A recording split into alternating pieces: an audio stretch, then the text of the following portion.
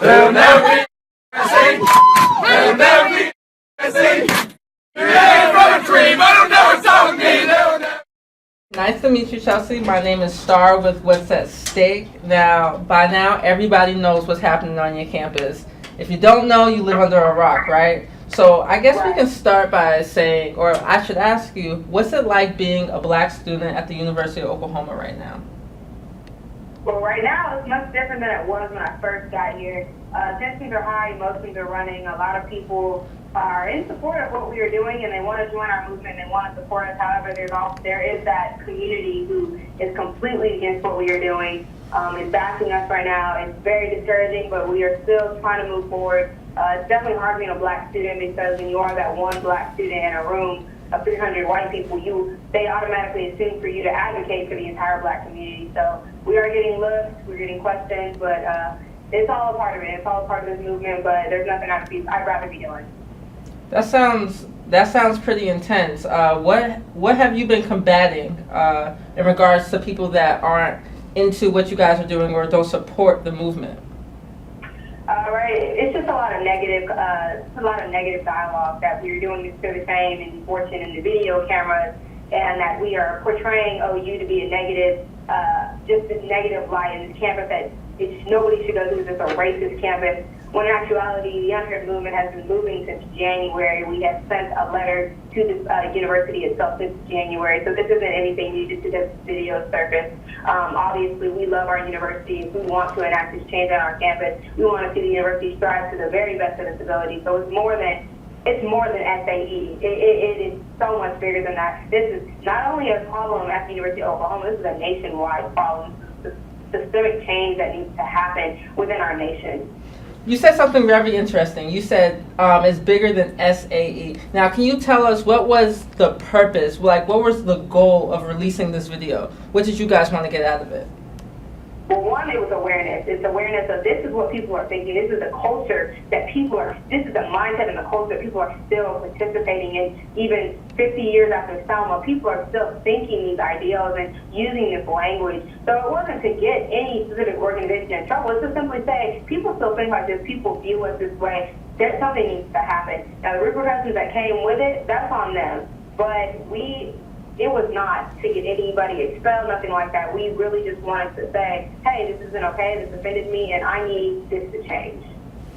I see, and I've heard that you've been quoted by saying that you believe that expulsion is the just response for what has happened. I'm wondering, do you think that actually teaches the people at hand that we're chanting these things? Or is this a learning experience, do you believe? I think it's a little bit of both. I think it definitely teaches them that everything that you do has a consequence, no matter if it's behind the light or in the light. Everything that you do will come to light. I'm pretty sure they had no idea that this was going to happen. I'm pretty sure that their intentions were not to be blasted on national news. However, everything that you do has an equal and opposite reaction. So most definitely this is a learning experience for these gentlemen involved because their names are out there, their pictures are out there. Everybody knows their face and what they did. So I can only imagine how it's going to be trying to get a job in corporate America when you have been labeled a racist. I hope that it teaches them that we should be past this, however we're not, and that you cannot treat those who do not look like you as if they are lesser than you. And is this dividing the campus or is it bringing the campus together? A little bit of both. Of course, you have those people who are reaching out and that support the movement, as I said, support the cause.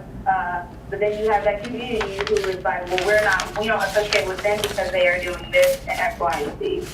Okay, touching back on to when we spoke about the student being expelled, does that action actually quiet the conversation and make it go to rest, or does it spark more conversation?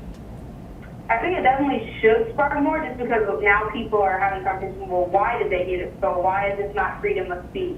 Why isn't this what are the legality issues when it comes to this notion. So it's definitely bringing about debate among the different communities as to was this okay, was this legal, what if this was freedom of speech. So it's definitely bringing about that conversation. It's also bringing about the conversation still of diversity and inclusion and how universities need to go about implementing changes so that this does not become a recurring event. Clearly, this isn't something that's new, it's something that's learned. So I'm pretty sure this is happening within different organizations and on different campuses. So now the conversation is, well, what do we do to prevent this from happening? So I don't think this is any type of silencer. This is definitely going to spark the debate, spark the dialogue, and that's exactly what we wanted to happen. Do you feel betrayed by any of your classmates or the people around campus? No, most of the people that I have interaction with stand with us, stand firmly with us. Like I said, there's always those one or two who challenge you, but if you're not being questioned, then you must not be doing something right. So we clearly are moving in the right direction, and I firmly believe in that.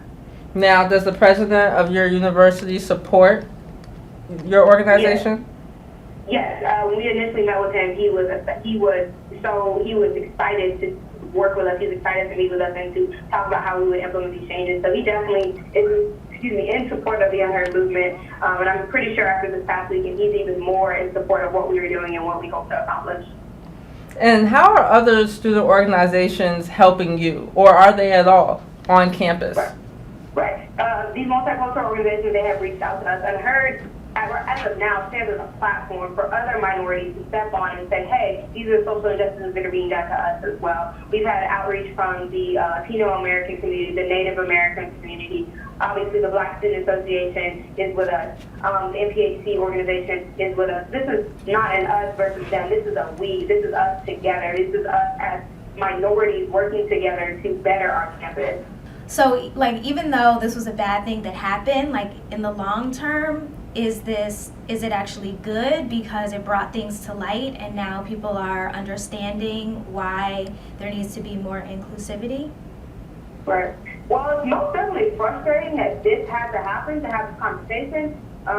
When we first started in January, we had a little attention, but nothing on this scale. So it's frustrating that the N-word had to be dropped by a white man for us to talk about racism and diversity and inclusion on this large scale. But most definitely, even though it was a bad incident, it is sparking about good change that is only going to better our education system here in America. You mentioned a white man dropping the N-word, and a lot of people in the media have been talking about, in hip-hop and at a rap concert, that's what they do anyway, and it's okay to do it there. So what makes it different from a white man dropping the N-word at a Kanye concert versus a white man dropping the N-word on the bus with his frat brothers? There is no difference. It shouldn't be acceptable in any atmosphere, in any community. But that is the society we live in, is where Black people think that it's okay in one setting, but then it's not okay in another. And that's just the society that we live in, that we face, that Black people can say this, but white people can't. And it's a double standard, and there's really no way to combat it at this point that we are in our lives. But, however, the way that they were using it was in a derogatory term, degrading the Black community. And in that essence, it's not okay, and it shouldn't be acceptable, and reprimands were given accordingly. And do you feel as though do you feel as though that this will move the human race? This conversation, like, what will make this conversation keep going? How will Unheard be heard a month from now? Right. Well, most definitely, the conversation needs to happen. As far as it continuing to happen, we need to, as a society, get out of the mindset that it's uncomfortable to talk about race, that we don't want to talk about it because it makes somebody uncomfortable. It's not uncomfortable. It's life, and it's natural. When I walk into a room, you automatically know that I am a Black woman. So there should be no excuses for why we can't sit here and have an intellectual conversation about race. Not only with Unheard, I feel like this dialogue will continue to happen because clearly there is a flaw in our system, there is a flaw in our society, and where we are right now as a people, we are stuck. We're not degressing, but we're not progressing either. We're kind of stuck. Ever since Trayvon Martin, we have just been stuck in this bubble, and then Mike Brown in Ferguson, and then Eric Garner in New York. We have not progressed from that, and we need to get out, and we need to step out and stop talking, but actually start making changes. Because the changes come when you see physical change and not when we're just sitting in a room and being upset. Now, piggybacking off of that and going back to the white man saying the N-word and it being used in different contexts and environments, do you think that the black community should take some accountability for what's happening? We should. There's always accountability. There should always be accountability on both ends. Why did they think that this was okay to begin with? Which goes back to how they were raised and how they were brought up in the society that they're from. But at the same time, where did they learn it from? What did they see that they thought that it was okay? So yes, the black community, we all need to take accountability for what has happened. But that does not negate the issue and negate the behavior of these boys. Well, let's wrap up on this note. What's next? What needs to happen moving forward? Right. Well, like we've been saying with Unheard, is we don't expect change to happen overnight. It can't happen. A lot of our grievances, they require funding, they require hiring of positions. So it's going to take a while. It's going to maybe take years to get some of these changes implemented. But as long as we see a plan of action and we see action points that this is what I plan to do, this is when I plan to do it, that is sufficient.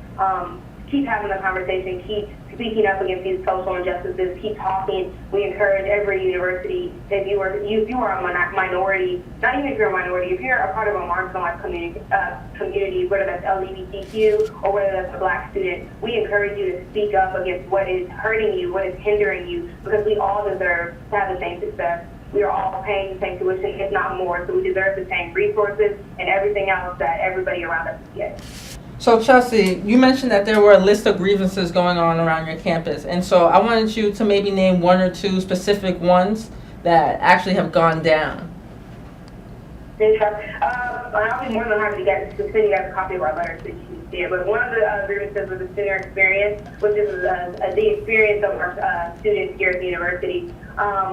One thing that we specifically highlighted in the student experience was homecoming. Homecoming has not been for many years a culturally appealing event, or week, I should say. A lot of the times, the university would highlight specific cultural traditions of the black community, such as stepping and dancing and singing and things like that, and use us in the pep rally, but then not incorporate us in any other event. So we definitely are hitting home on that, and that's something that we are looking to change this upcoming fall. Another grievance that we touched on was black faculty, the lack of black faculty here on campus. And although President Bourne cannot specifically have a quota and say, I'm going to hire X amount of black faculty, he is working to make a more diverse pool of applicants so that we potentially could have an increase of black faculty.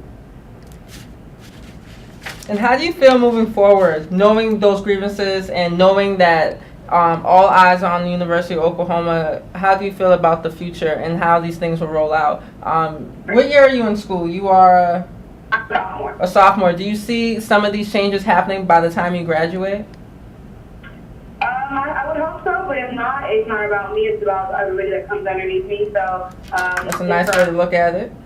It's for our community, most definitely. So I'm excited. I'm excited. I mean, we were excited when we started, but now that the ball is really rolling and we have the nation's attention, we are not going to stop. And we can only hope that more studios and more broadcast such as yourself reach out to us, and we can really tell our story so that the nation can hear us loud and clear and hold the university to the highest standards that it possibly can.